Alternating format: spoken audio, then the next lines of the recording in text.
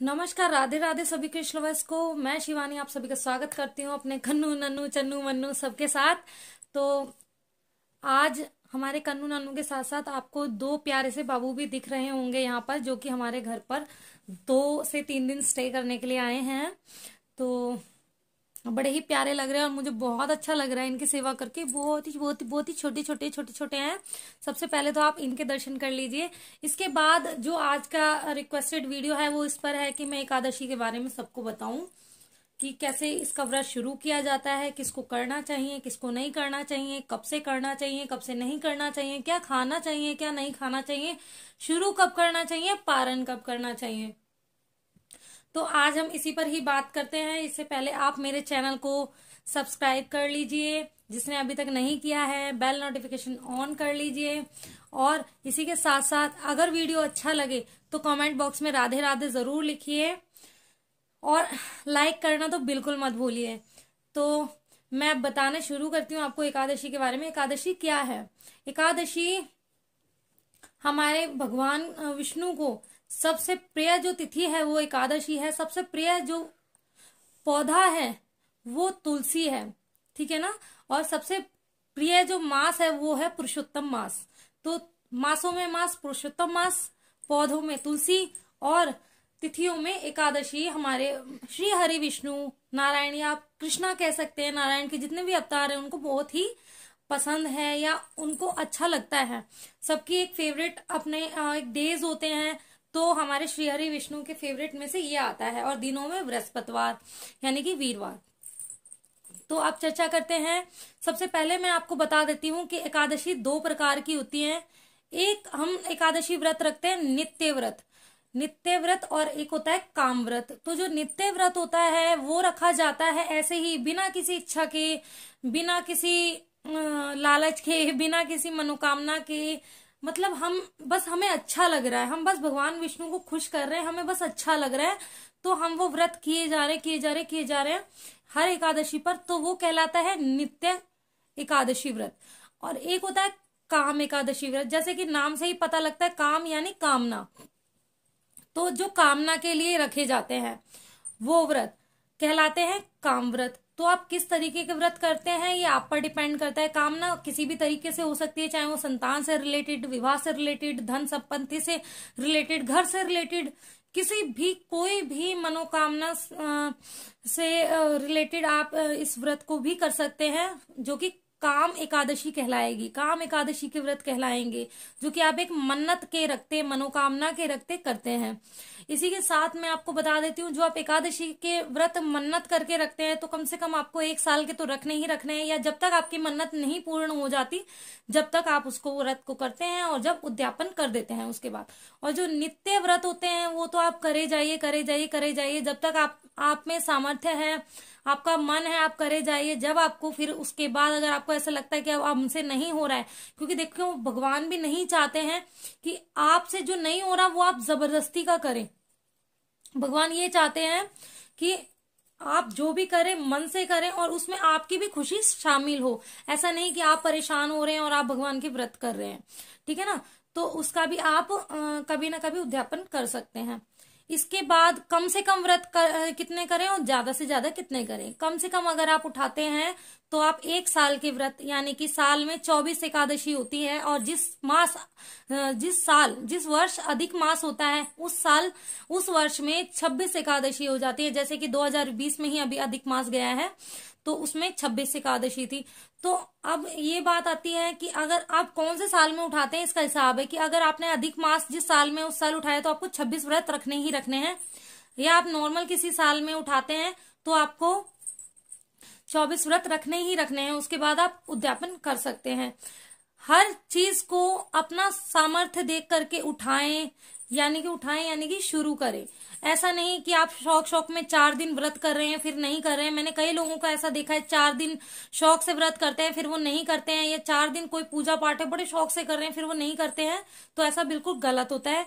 अगर आपको फिर भी ऐसा लगता है कि आप पूरे साल के भारी पड़ रहे हैं या आप पूरे साल के नहीं कर पा रहे हैं, तो उस सीन में, उस केस में आप सिर्फ और सिर्फ one and only Bhimsen Ekadashi, जो निर्जला एकादशी के नाम से जानी जाती है, अगर आप उसको विधि पूर्वक करते हैं तो आपकी पूरी साल की एकादशी के बराबर है। और इसका शायद तो मैं टिकटॉक पर या मे भी हो सकता है मैंने यूट्यूब पर भी वीडियो प्रोवाइड कराया हो, तो मैं उसका वीडियो प्रोवाइड करा चुकी हूँ आपको पहले भी। नहीं है तो आप मुझसे कमेंट बॉक्स में बता दीजिए या इंस्टा पर जाकर के बता दीजिए, मैं वहां पर आपको बता दूंगी। अब बात आती है कि उस टाइम हमें एकादशी पर क्या क्या सावधानियां रखनी है। तो एकादशी पर हमें क्या क्या सावधानियां रखनी है, हमें ये सावधानी रखनी है कि पहले तो हमें ये देखना है कि वो व्रत है कब। जब हम व्रत कर रहे हैं तो वो एकादशी तिथि कब है। अगर एक दिन दशमी तिथि है, फिर दूसरे दिन एकादशी और तीसरे दिन 12 है यानी कि द्वादशी है, तो हम 3 दिनों में डिवाइड कर देते हैं। लेकिन कई बार क्या होता है कि हमारी जो एकादशी है या तो वो दशमी युक्त होती है या वो द्वादशी युक्त होती है। अब क्वेश्चन आएगा, और करते भी हैं कई लोग, कि द्वादशी युक्त और दशमी युक्त क्या है। जैसे कि आप कई बार देखते हैं हर दिन पे कई बार तिथि आधी आधी हो जाती है, यानी कि चतुर्दश भी है और अमावस भी है और परवा भी है और दौज भी है, पूर्णमासी भी है और दौज भी है ना, तृतीया भी है और चतुर्थी भी है। तो इसी तरीके से दशमी और 11 यानी कि एकादशी एक दिन है, फिर वो आधे दिन तो शुरू के दिन में यानी कि सुबह से दोपहर तक या कोई भी ऐसा टाइम काउंट होता है। तो सुबह से दोपहर तक में मान लो दशमी तिथि है, दोपहर के बाद लग गई हमारी एकादशी तिथि। तो एकादशी तिथि लग गई, वो एकादशी तिथि है दूसरे दिन दोपहर तक, यानी कि जैसे कि दोपहर तक में 2 बजे, 3 बजे, 8 बजे, 9 बजे, फिर उसके बाद द्वादशी तिथि लग गई। तो अब सीन ये है कि हमें व्रत कब करना है। हमें करना है, जो ग्रस्त जीवन वाले होते हैं उनको व्रत करना होता है द्वादशी तिथि युक्त। और जो विधवा हैं, सन्यासी हैं, साधक हैं, मोक्ष प्राप्ति के लिए व्रत कर रहे हैं, उनको दशमी तिथि युक्त जो 11 है यानी कि एकादशी है उसमें व्रत करना है। लेकिन जो ग्रस्त जीवन है, जो नॉर्मल जिंदगी जी रहे हैं, सब किसी उससे परे हैं, सही है, तो वो द्वादशी युक्त करेंगे। जिसको कोई दिक्कत नहीं है, भाई पुत्रवान है, पति है, घर में सब कुछ है, बच्चे हैं, कुंवारी लड़कियां भी इस व्रत को कर सकती हैं, क्योंकि भगवान ने कोई एज लिमिट नहीं रखी किसी पूजा पाठ और व्रत के लिए। बशर्ते आपका बॉडी में सामर्थ्य होना चाहिए, आपका शारीरिक सामर्थ्य होना चाहिए व्रत रखने के लिए। तो ये तो बात हो गई कि जो तिथि अगर ऐसे पड़ जाए तो हम कब से व्रत करें। लेकिन अब आते हैं कि अगर हमें शुरू करना है तो देखिए, जो नित्य व्रत आप करते हैं जो कि बिना किसी मनोकामना के लिए कर रहे हैं, तो वो तो आप कभी से भी उठा सकते हैं, जब मर्जी से उठा दीजिए व्रत किसी भी एकादशी से, चाहे वो शुक्ल पक्ष की हो, कृष्ण पक्ष की हो या किसी भी मास की हो। लेकिन जब आप कामना के लिए रखते हैं तो आपको ये ध्यान रखने की जरूरत है कि आपको कब रखनी है। तो या तो आप अगन मास में शुरू कर सकते हैं, चैत्र मास में, बैशाख मास में, या माघ मास में जो एकादशी हो, जब आप देख रहे हैं गुरु शुक्र का उदय हो रहा हो, जब आप इस व्रत को करेंगे। कैलेंडर में आपको ये सब मेंशन हो जाता है, आप देखेंगे तो कैलेंडर में काफी कुछ मेंशन होता है, अगर आप बारीकी से देखें। बशर्ते वो काल निर्णय वगैरह होने चाहिए, पंचांग होने चाहिए। नॉर्मल कैलेंडर जो डेट और वार बताते हैं वो नहीं, जो हमारे पंचांग बताता है वो कैलेंडर आपको देखना है। तो इसी के साथ साथ आप इस तरीके से व्रत कर सकते हैं। बाकी आप हो सके तो एकादशी जो हमारी सबसे बड़ी एकादशी आती है, देव उठनी एकादशी से भी आप व्रत उठा सकते हैं। उत्पन्ना एकादशी से आप व्रत उठा सकते हैं, क्योंकि उत्पन्ना एकादशी से ही एकादशी की शुरुआत हुई थी। आप सभी को पता होगा, जो भी लोग एकादशी की स्टोरी जिनको भी पता है। तो अब बात आती है कि एकादशी का व्रत रखना कैसे है। एकादशी का व्रत आप 3 टाइप से रख सकते हैं, 3 तरह से, आप 3 प्रकार से एकादशी का व्रत रख सकते हैं। सबसे पहला जो सभी जानते होंगे कि निर्जला व्रत होता है एकादशी का, तो आप निर्जला व्रत रख सकते हैं पूरे दिन। और सेकंड होता है फलाहारी व्रत। फलाहारी में एक होता है मीठा फलाहारी और एक होता है नमकीन फलाहारी। मीठे फलाहारी में जब तक आप व्रत का पारण नहीं कर देते, आप कुछ भी सेंधा नमकीन, यानी कि जैसे कि हम नवरात्रि में व्रत रखते हैं, एक टाइम हम कुछ भी नमकीन, काली मिर्च से बना हुआ, सेंधा नमक से बना हुआ, आलू से बना हुआ, कुट्टू से बना हुआ, सामकिया से नहीं, सामकिया तो वैसे तो केले का बना होता है, बाकी आप सामकिया भी मैं तो कहती हूँ वो अवॉइड कीजिए। सेंधा, कुट्टू, आलू, इन सब से बना हुआ भोजन आप कर सकते हैं। तो आपको ये मखाने की आप खीर बना सकते हैं, वो भी खा सकते हैं आप।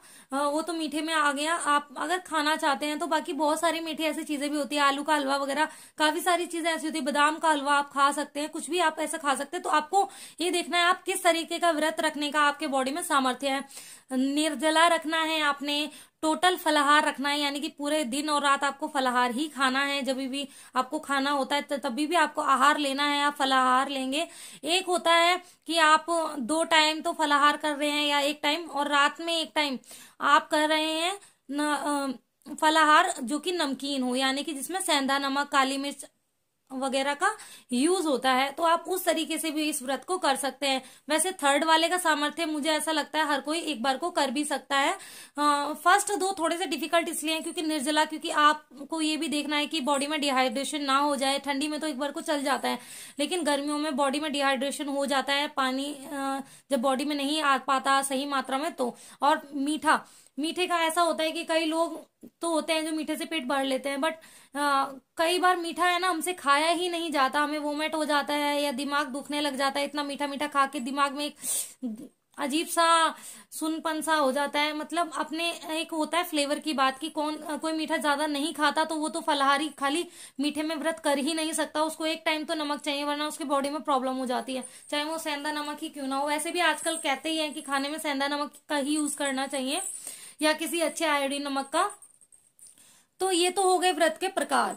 अब बात करती हूं मैं फाइनल जो आते हैं कि व्रत की विधि क्या है। तो व्रत की विधि ये है कि आप 10वीं तिथि से व्रत जब अगर आप करते हैं तो 10वीं तिथि, एकादशी तिथि और द्वादशी तिथि तक इस व्रत के नियम होते हैं।